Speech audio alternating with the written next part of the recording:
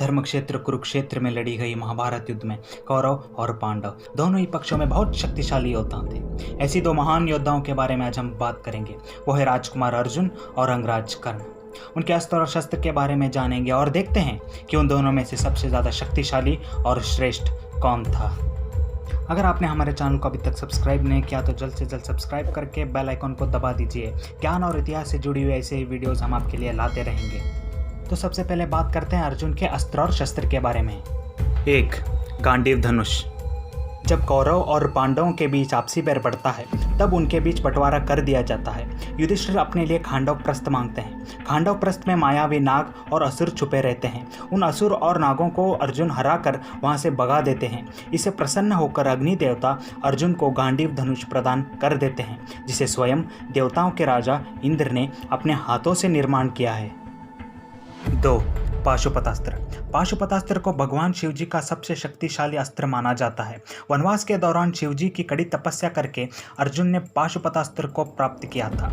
ऐसा माना जाता है कि पाशुपतास्त्र ब्रह्मांड का सबसे शक्तिशाली अस्त्र है, लेकिन कुछ कथाओं के अनुसार ब्रह्मदंड अस्त्र सबसे शक्तिशाली अस्त्र माना जाता है। 3. इंद्रास्त्र। इस अस्त्र को अर्जुन ने अपने धर्मपिता इंद्र से प्राप्त किया था। ऐसा कहा जाता है कि विराट युद्ध में अर्जुन ने इंद्रास्त्र का इस्तेमाल करके सारे कुरु सेना को परास्त कर दिया था। 4. ब्रह्मशिरस्त्र। गुरु द्रोण जब नदी में स्नान कर रहे होते हैं तब एक मगरमच्छ उन पर हमला कर देता है। अर्जुन नदी में कूदकर गुरु द्रोण को मगरमच्छ के मुंह से बचा देते हैं। इससे प्रसन्न होकर गुरु द्रोण अर्जुन को ब्रह्मशिरस्त्र प्रदान कर देते हैं। इन अस्त्रों के साथ साथ अग्नि अस्त्र, वरुण अस्त्र, सम्मोहन अस्त्र, अंजलिका आदि अस्त्र उनके पास थे। तो अब बात करते हैं कर्ण के अस्त्र और शस्त्र के बारे में। 1. कवच और कुंडल। अंगराज कर्ण परम प्रतापी सूर्यदेव के अंश थे। उनका जन्म कवच और कुंडल के साथ हुआ था। कवच और कुंडल से कोई भी अस्त्र और बाण उनके शरीर को नहीं छू सकता था, लेकिन इस कवच और कुंडल को छल से उनसे लिया जाता है। तो वो कौन थे जिन्होंने कर्ण से कवच और कुंडल ले लिया था? इसका जवाब आप कमेंट बॉक्स में ज़रूर बताइएगा। 2.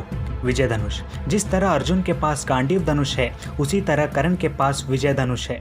इस विजय धनुष को स्वयं शिवजी ने इंद्र को दिया था और शिवजी के कहने पर इंद्र ने कर्ण के गुरु परशुराम को दिया था और परशुराम कर्ण की समर्पण से खुश होकर उसे वो धनुष प्रदान कर देते हैं। 3. वरुणास्त्र और नागास्त्र। कुरुक्षेत्र युद्ध में जब अर्जुन अग्नि अस्त्र का प्रयोग करते हैं तब उसे बेअसर करने के लिए कर्ण वरुण अस्त्र का इस्तेमाल करते हैं और कर्ण अर्जुन को मारने के लिए नागास्त्र को आह्वान देते हैं। लेकिन उसी वक्त श्री कृष्ण अपनी रथ को पैरों से दबाकर नीचे करके अर्जुन के प्राण बचा देते हैं और वो बाण अर्जुन के मुकुट पर लगता है। इनके साथ साथ उनके पास वासवी शक्ति थी जिसे इंद्र जी ने प्रदान किया था, जिसे वो जिस किसी का भी नाम लेकर आह्वान करेंगे वो अस्त्र उनका वध कर देता। लेकिन इसका इस्तेमाल सिर्फ एक ही बार किया जा सकता था और इसका इस्तेमाल उन्होंने घटोत्कच पर कर दिया। कर्ण को बहुत शक्तिशाली इसलिए माना जाता है क्योंकि उनके पास ब्रह्म के तीनों अस्त्र ब्रह्मस्त्र, ब्रह्मशिरस्त्र और ब्रह्मदंड अस्त्र थे, जो कि सबसे शक्तिशाली अस्त्र माना जाता है। लेकिन अपने अंतिम समय में श्राप के कारण वो इनका इस्तेमाल नहीं कर पाते हैं। कहा जाता है कि अगर वो अपने अस्त्रों को इस्तेमाल कर देते तो शायद अर्जुन को हरा पाते हैं, क्योंकि जब कर्ण मौत को अपनाने के लिए तैयार होते हैं तब वो श्री कृष्ण से पूछते हैं कि क्या मेरे सामर्थ्य का परिचय कभी नहीं हो पाएगा। तब श्री कृष्ण कहते हैं कि स्वयं मुझे भी तुम्हें मारने के लिए छल करना पड़ रहा है, इससे ज़्यादा तुम्हारे सामर्थ्य का क्या प्रमाण हो सकता है। लेकिन हमारे वेद, उपनिषद और पुराणों में सामर्थ्य से ज़्यादा महत्व धर्म को दिया जाता है, जो कि अर्जुन के पक्ष में था। इसलिए मरने से पहले कर्ण अर्जुन से कहते हैं कि मैं भले ही श्रेष्ठ था अर्जुन, लेकिन तुम उत्तम हो।